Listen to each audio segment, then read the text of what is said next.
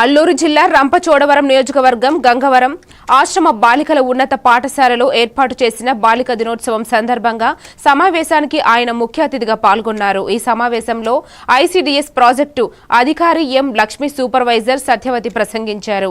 ఈ సందర్భంగా ఎంఈఓ మల్లేశ్వరరావు మాట్లాడుతూ ప్రస్తుత కాలంలో మహిళలపై, బాలికలపై జరుగుతున్న అకృత్యాలకు ఎదురు నిలిచిన బాలికలు మనోధైర్యంగా ఉండాలని, విద్య పట్ల పూర్తి శ్రద్ధ వహించి ఉన్నత శిఖరాలను అధిరోహించాలని అన్నారు. ఈ కార్యక్రమంలో ఆశ్రమ పాఠశాల ప్రధాన ఉపాధ్యాయురాలు, ఏఎస్ఐ ఉపాధ్యాయులు పాల్గొన్నారు.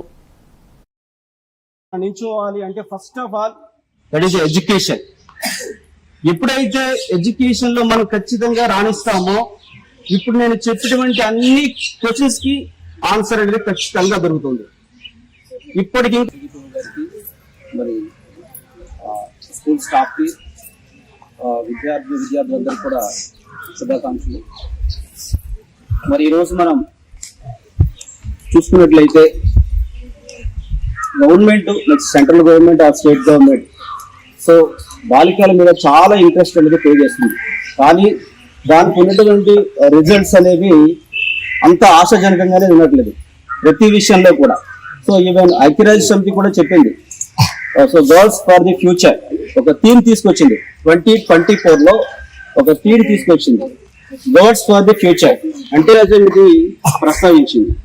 మనం ఇప్పుడు ఇక్కడ ఎందుకు చెప్తున్నామంటే, సో బాలికలు కావచ్చు, మహిళలు కావచ్చు, విద్య, నెక్స్ట్ ఆరోగ్యం, నెక్స్ట్ రక్షణ, నెక్స్ట్ అసమానత, నెక్స్ట్ వీటన్నిటిలో కూడా మనం ప్రతి విషయం మీద కూడా మనం ఖచ్చితంగా అవగాహన కల్పించుకోవాలి.